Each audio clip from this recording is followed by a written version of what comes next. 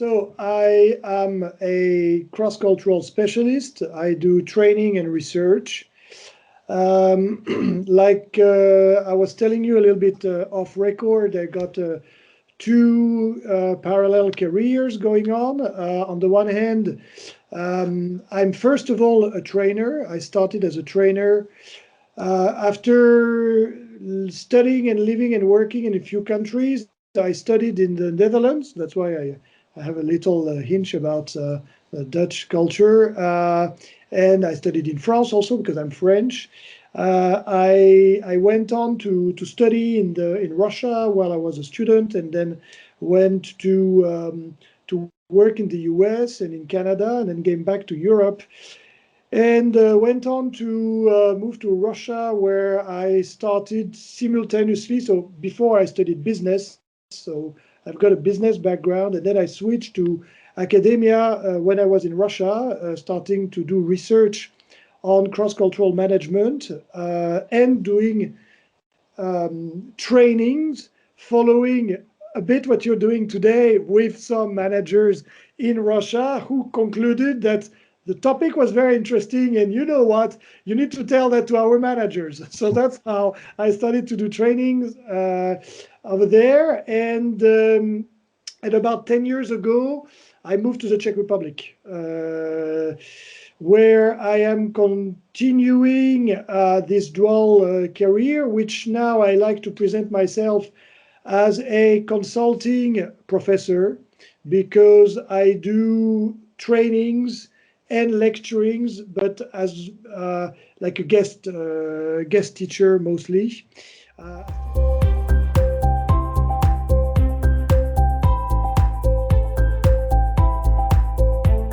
Challenged by people who travel, who invest and visit and so on. So I believe the Czech leadership, if there is such thing existing at all, is I would say a good it's a good team leader in the creation of a European meta culture. That's overall, which I believe is happening, whether people want it or not, or like it or not. We work in a European manner now. The Czech culture is a bit in the middle, which is not very exciting, because when we talk about culture, we love to talk about some sort of extreme behaviors.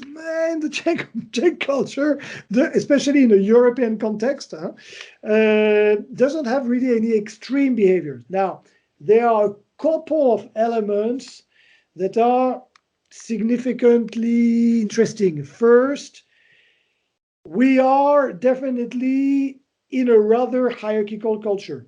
Yeah.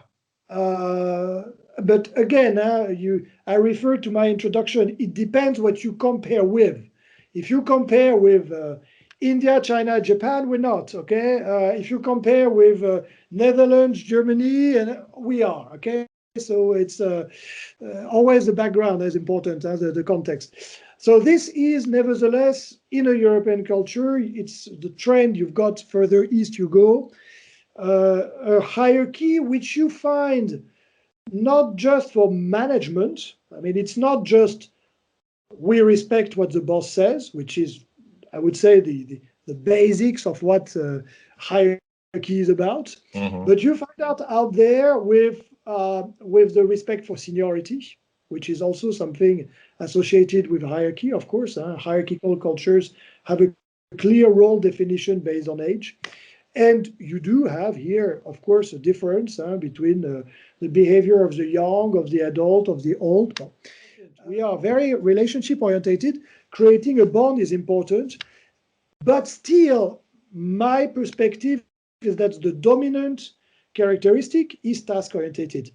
We like employees who deliver work on time, according to the plan, according to the model.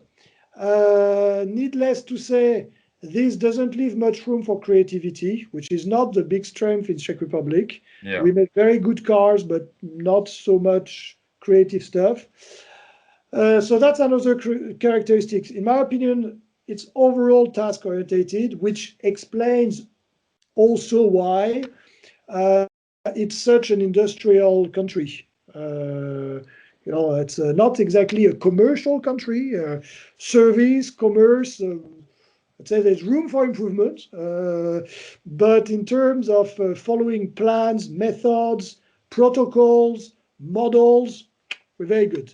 Very task That leads me to a third topic, which is a bit natural if we think about the approach of Edward T. Hall on polychronic, monochronic. Overall, we're dealing with a monochronic culture. I mean, it's a poster child of monochronic culture. We like to do one thing at a time.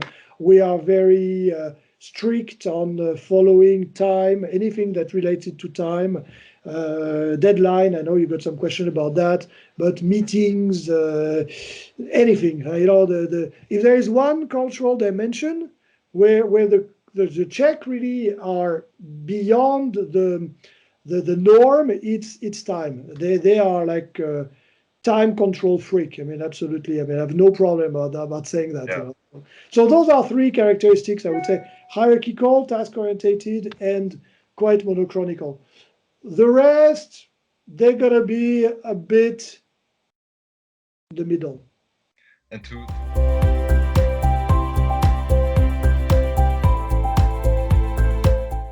there is also a link between hierarchy and gender divide. Again, it's a matter of role definition. Although here it's a bit more subtle because Czech women are very strong women, and we're not at all in this sort of stereotype of like a divided society. Nevertheless, if we get back to work, it remains a men-dominated management style. Every time I discuss with, first of all, observing the structure of companies, you've got a lot of women in middle management, but not so many in the very top position. And when talking with women in companies, and I ask them very bluntly, do you feel you're working in an egalitarian environment or a men-dominated environment? The answer is without any hesitation. It's always no, but still, the men have more power here, which tends to fade away little by little. In that sense, the Czech culture, business culture, has been, integrated with a lot of other cultures because Czech Republic has become some sort of a workshop powerhouse. You got a lot of foreign direct investment.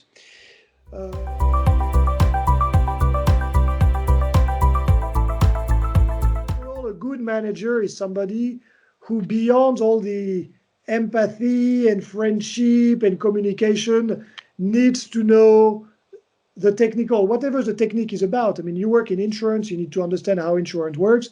You work in IT, you need to have an understanding of IT. You work in car, you need to know how a car functions and so on.